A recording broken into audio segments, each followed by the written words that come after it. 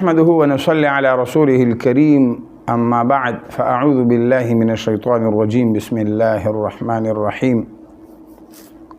وأمر بالمعروف وانهى عن المنكر. قال رسول الله صلى الله عليه وسلم مروا أولادكم بالصلاة وهم أبناء 7 سنين واضربوهم عليها وهم أبناء 10 سنين. محترمو پیغمبر علیہ الصلوۃ والسلام ارشاد فرمایي چې اے خلکو تاسو د خپل اولاد ته د موز حکم کوي او موز ورته وایي چې بچي پاسه موز وکا بچي پاسه موز د نه کزان شي د موز اهمیت د دې پزړونو کې پیدا کې او د خپل اولاد ته داسې وایي چې موز کوي د بدله موز حکم ورته کوي د اولاد او موز گزار شي. واضربوهم عليها وهم ابناء 10 سنين او قبل فرض د لسو کالو شلو بیا د موز نه کینو بیا وهي او سزا ورته ورکوي چې لکه ولې د موز نه کړي ځکه چې د لسو کالو نه پس بیا خو دی قریب البلوغ شول دا هم مراهق شول مطلب دی چې دین عمر سیوا شو اوس دی عن قریب بالغ کیدون کی دی الله دې نه کیسه دی بالغان شو یو مستقدا شي دی خو د ډیر زمانی د لپاره د جهنم خشاک جوړ شي او دی خو چې کم دینو تر ډیر زمانی پورې جهنم کې سوځي. يا أيها الناس قوا أنفسكم وأهليكم نارا وقودها الناس والحجارة. الله رب العالمين فرمائي خلقو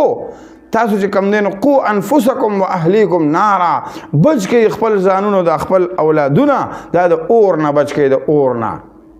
وقودها الناس والحجارة هغه اور چې دغه خشاک دا به کم دین دا خلق به دا غټي وي ښا دا به د جهنم د اور خشاکی دا غټي دی لپاره چې اور تیشي او انسانان دی لپاره چې عذاب اخري. محترمو د سوچ او تعجب خبره ده چې په دنیا کې هم د ټورو نه تیزترین اور اوس چې کوم موجود دی چې اوس په نور ور وګرځي فورا اولی کی نو دا هغه اور دی چې د ګټې نه جوړیږي ښه. زه اکثر د مدرسې لپاره د خښتو په سلسله کې بهر ورشم بټو ته نو چې وګورم نا بټو علما ته وایي چې یاره جي دلته موږ اور بل کړی دی او ټول کال کې هم دقه اور بلی بلی بلی دا بالکل نه بندېږي. د کال په سر کې موږ ولګو او دا اور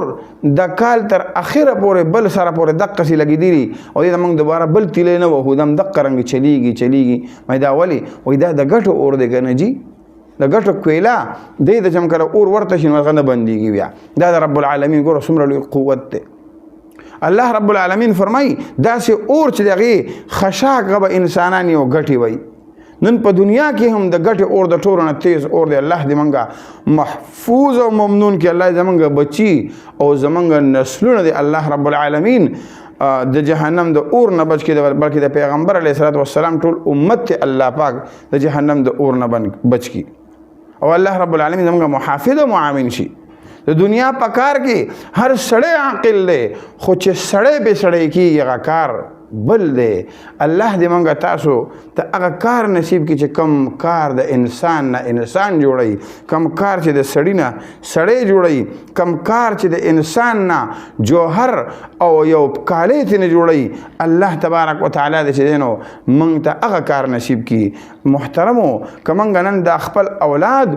دین ورته موږ وښایو قرآن مو ورته وښایو احادیث مصطفی صلی الله علیه وسلم ورته وښیل ټول عمر موږ ان شاء الله خوشاله یو دا اولاد دا به زموږ په استعمال کې راځي او که بالفرض موږ د خپل اولاد ته قرآن او حدیث نخیل که دنیا ټولې ډګرۍ زموږ د اولاد حاصلې کړي سبا پرز د قیامت دا اولاد زموږ د ګریوانونه نشي موږ به د اخلاص نشو د الله په دربار کې ځکه چې موږ به مجرمان یو. دا بچي به وایي داجي تا ما د دنیا وښیله تا ما ته سینس وښاو تا ما ته دنیا وښیله تا ما ته دنیا کاروبارونه وښیل تا ما ته پیسې وښیلې تا ما ته دولت وښایو تا ما ته بنګلې وښیلې تا ما ته ګاډي واغستل تا ما له جیدادونه واغستل تا ما ته د دنیا راغونډه کړه په دې خپو کې درله کېښوده لیکن تا ما ته الله او د الله رسول ښیلی